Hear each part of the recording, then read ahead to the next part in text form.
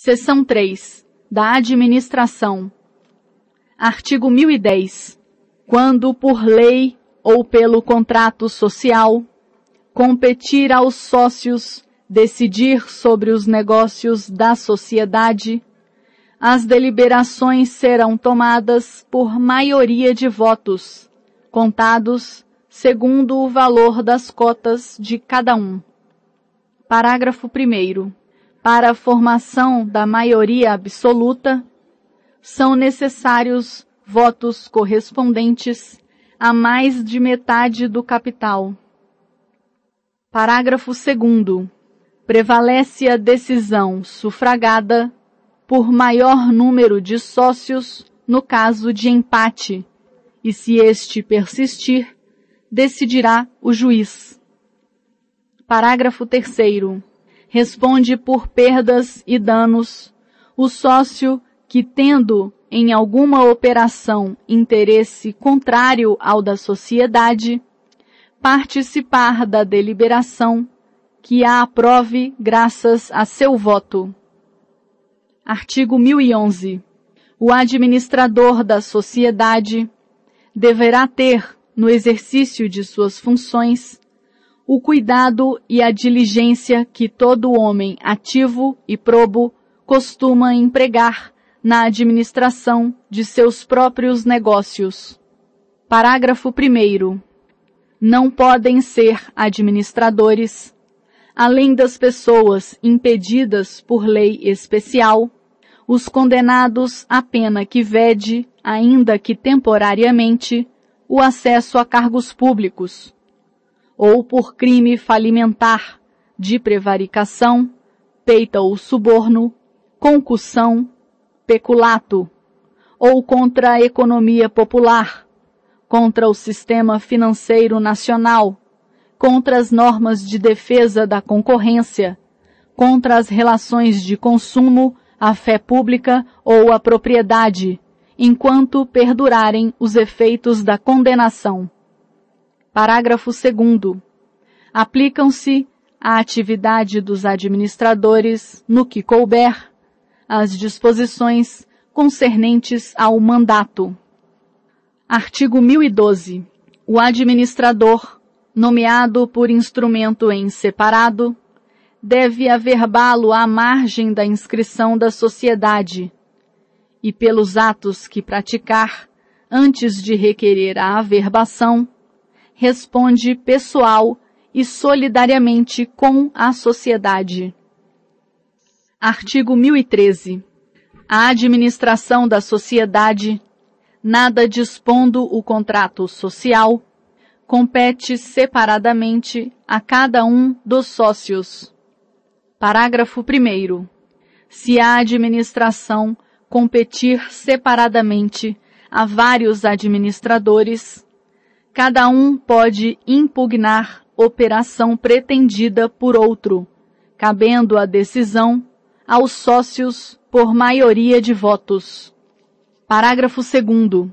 Responde por perdas e danos perante a sociedade o administrador que realizar operações, sabendo ou devendo saber que estava agindo em desacordo com a maioria. Artigo 1014. Nos atos de competência conjunta de vários administradores, torna-se necessário o concurso de todos, salvo nos casos urgentes em que a omissão ou retardo das providências possa ocasionar dano irreparável ou grave. Artigo 1015. No silêncio do contrato, os administradores podem praticar todos os atos pertinentes à gestão da sociedade, não constituindo objeto social, a oneração ou a venda de bens imóveis, depende do que a maioria dos sócios decidir. Parágrafo único. O excesso por parte dos administradores somente pode ser oposto a terceiros se ocorrer pelo menos uma das seguintes hipóteses. Inciso 1º.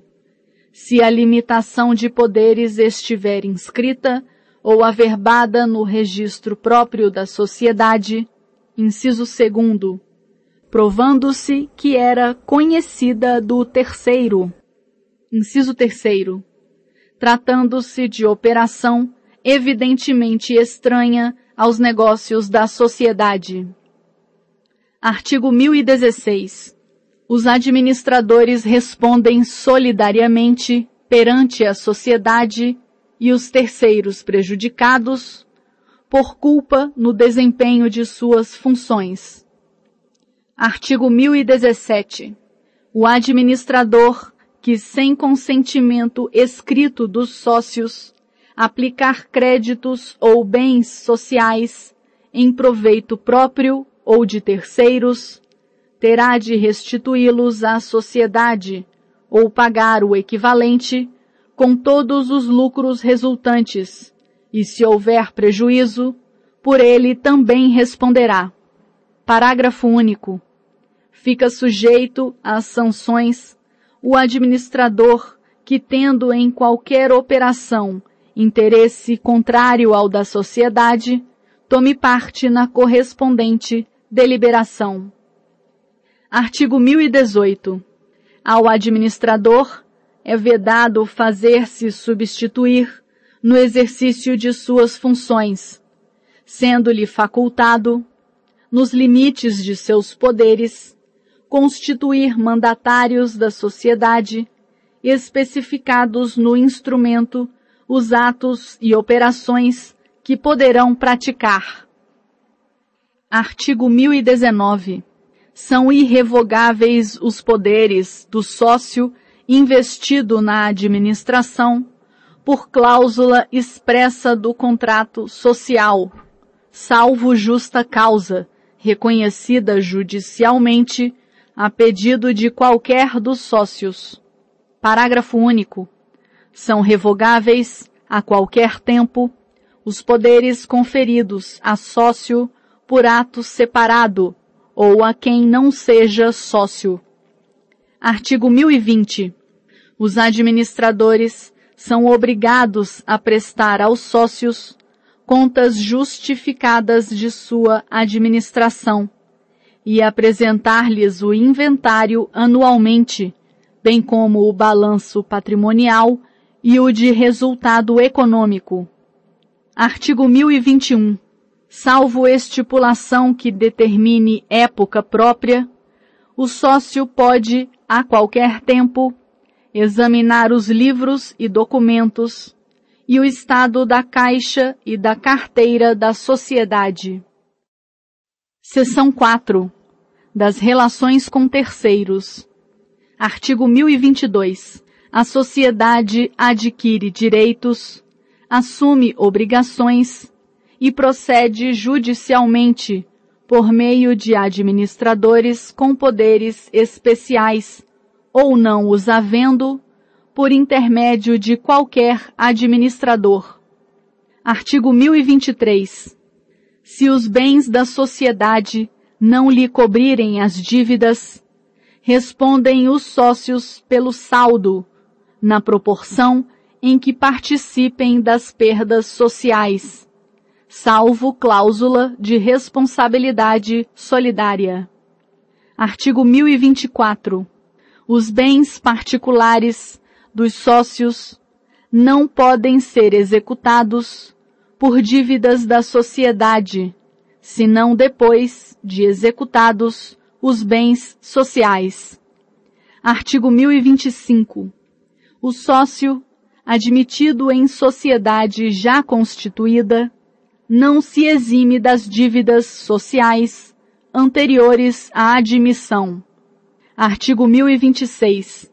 O credor particular de sócio pode, na insuficiência de outros bens do devedor, fazer recair a execução sobre o que a este couber nos lucros da sociedade, ou na parte que lhe tocar em liquidação.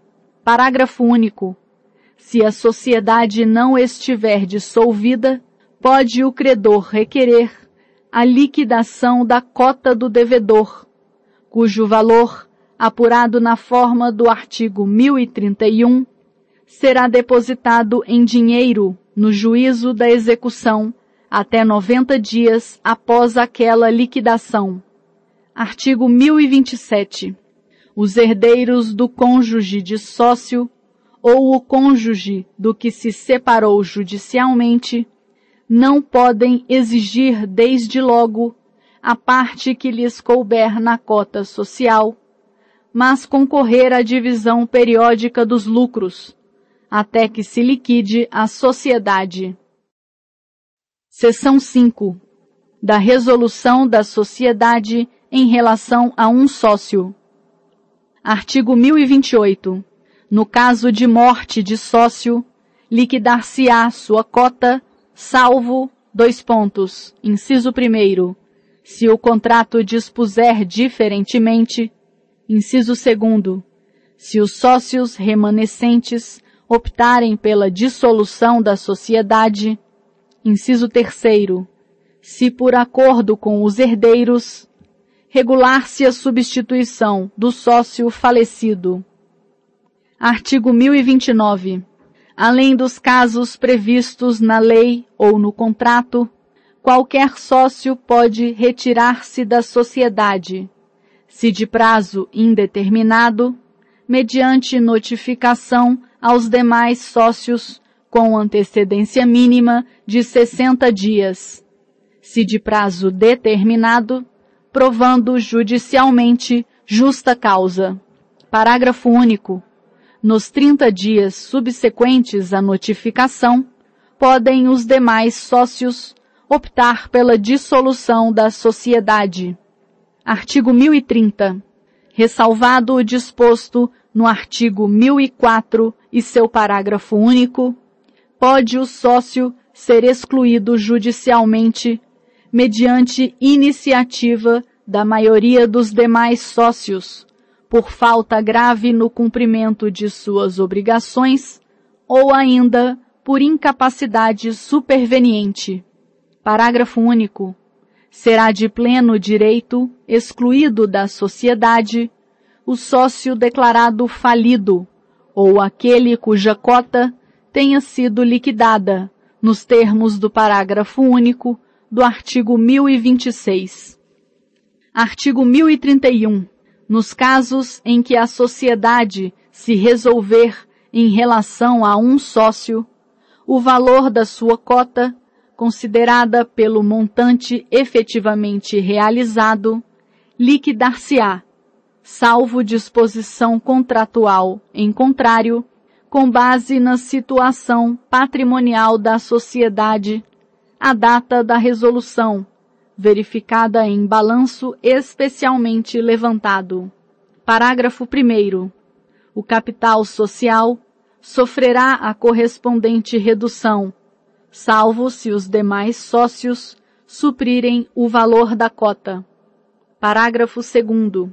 A cota liquidada será paga em dinheiro no prazo de 90 dias, a partir da liquidação, salvo acordo ou estipulação contratual em contrário. Artigo 1032. A retirada, exclusão ou morte do sócio não o exime ou a seus herdeiros da responsabilidade pelas obrigações sociais anteriores até 2 anos após averbada a resolução da sociedade, nem nos 2 primeiros casos, pelas posteriores e em igual prazo, enquanto não se requerer a averbação.